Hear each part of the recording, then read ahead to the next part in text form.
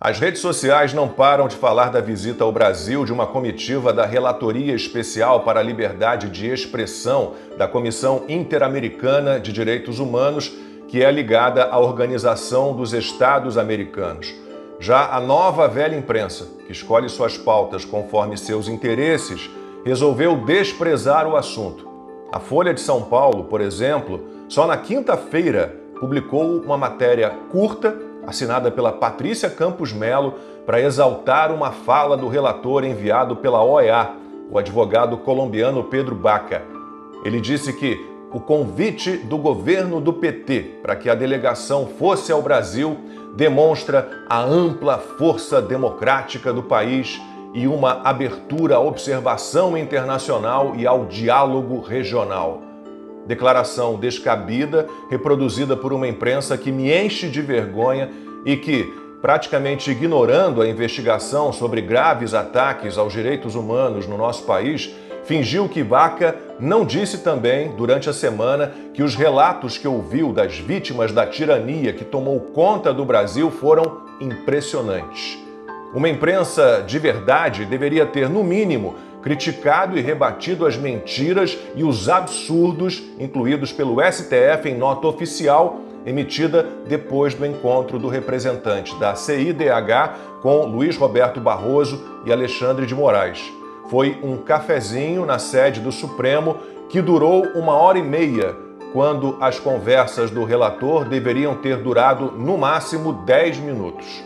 O STF acabou admitindo na nota que bloqueou 120 perfis da rede social X e que todos os usuários foram notificados. Isso é falso. A nota também expõe a ideia sem nexo de que perseguição política e censura foram necessárias para salvar a democracia em momentos importantes. Essas práticas continuariam sendo ilegais, mesmo que fossem pontuais, o que nunca foram. A tirania começou a se estabelecer em 2019 e só piorou desde então. Para não ver nada disso, seria preciso fechar bem os olhos, cobri-los com uma venda de pano grosso e escuro e se entregar ao isolamento num porão sem luz no meio do nada. Claro que jornalistas comprometidos com o regime ditatorial não precisam de nada disso. Eles desenvolveram uma capacidade asquerosa de desprezar os fatos, o mundo real. A matéria da repórter Patrícia Campos Melo, da Folha, deu a entender que a censura a vozes conservadoras é uma balela, que há um grupo querendo denunciar o que só ele vê como censura. E ela partiu para a mesma historinha repetida enjoadamente e num fôlego só pela aliança STF-PT. É tudo estratégia de políticos de extrema-direita no Brasil de instrumentalização do direito à liberdade de expressão para desestabilizar as tentativas de responsabilização por atentados à democracia brasileira. É o mesmo papinho da Ana Rosa, comentarista da Globo News. A gente consegue ver que nesse mundo com redes sociais dando voz a todas as pessoas, existe uma parcela da população brasileira que acredita que está ocorrendo algum tipo de exagero mesmo, limitação na fala, inclusive de políticos, pessoas públicas. É importante combater esse discurso que está sendo vendido fora do Brasil, que Elon Musk ajudou a disseminar também, de que o Brasil é um país em que as pessoas não têm liberdade para falar o que quiserem. A nova velha imprensa acusa os opositores do regime de propagar o ódio, enquanto ataca furiosamente o presidente americano Donald Trump e Elon Musk.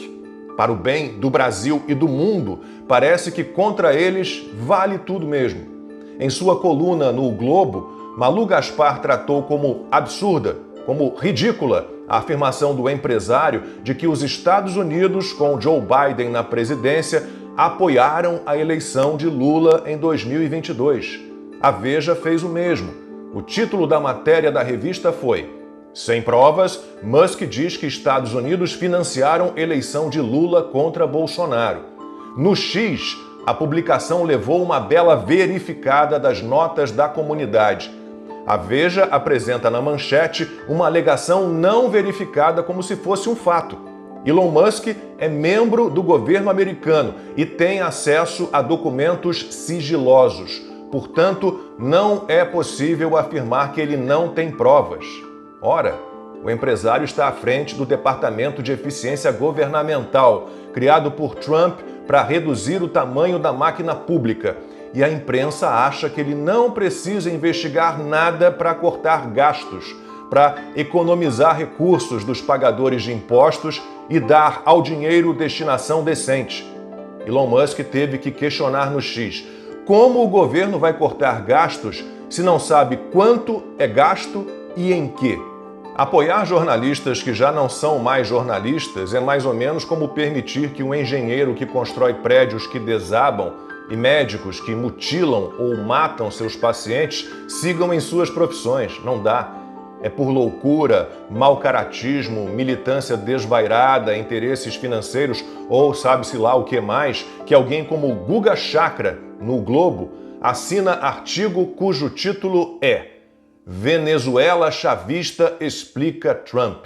Ele cita dois autores americanos que falam num autoritarismo competitivo que seria um regime em que os incumbentes abusam do poder para que as regras fiquem contra a oposição.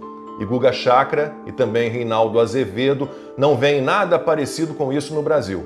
No UOL, o autor dos livros O País dos Petralhas, volume 1 e volume 2, faz também um paralelo entre Hugo Chávez e Donald Trump e avança na escala dos absurdos.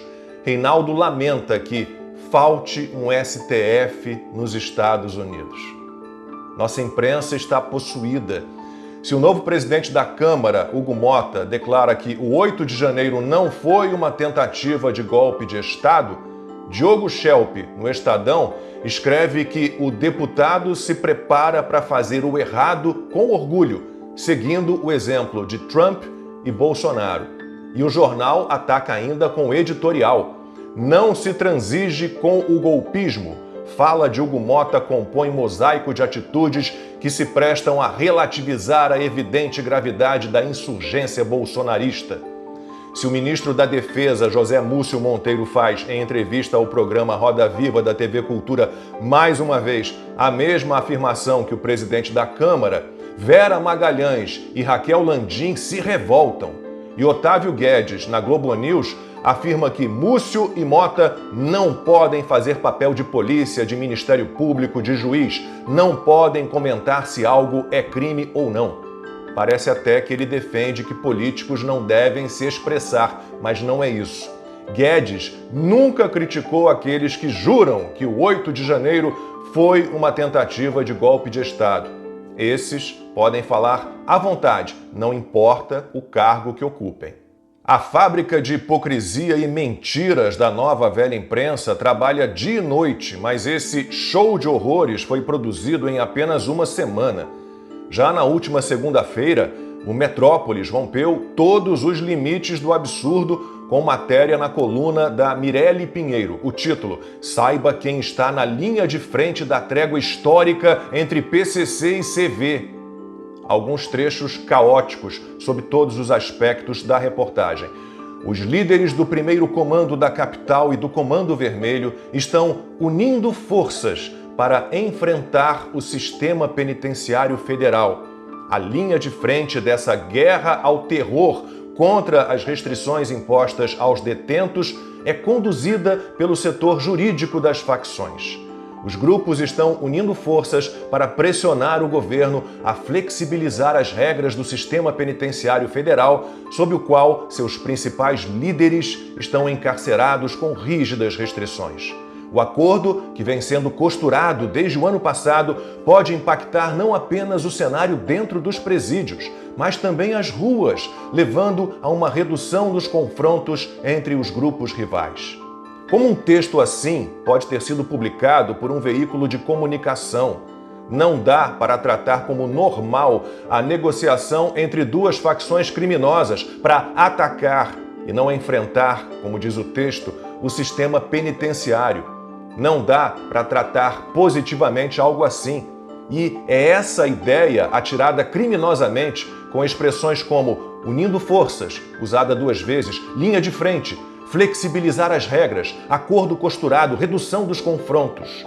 A guerra não é contra o terror imposto pelos traficantes, mas contra o terror de que eles, segundo a jornalista, são vítimas. Não dá para falar em setor jurídico de facções, não dá para chamar de líderes. Quem controla esses grupos são, no máximo, chefes mesmo. Bando tem chefe, não tem líder. E não dá para considerar que um acordo entre dois grupos de bandidos perigosíssimos será positivo para a diminuição da criminalidade. E a jornalista conseguiu suas informações com o que ela chamou de setores jurídicos do PCC e do CV ou falou com a assessoria de imprensa dessas facções? É tudo muito confuso e muito claro. Já faz tempo que grande parte da imprensa se rendeu a uma militância criminosa.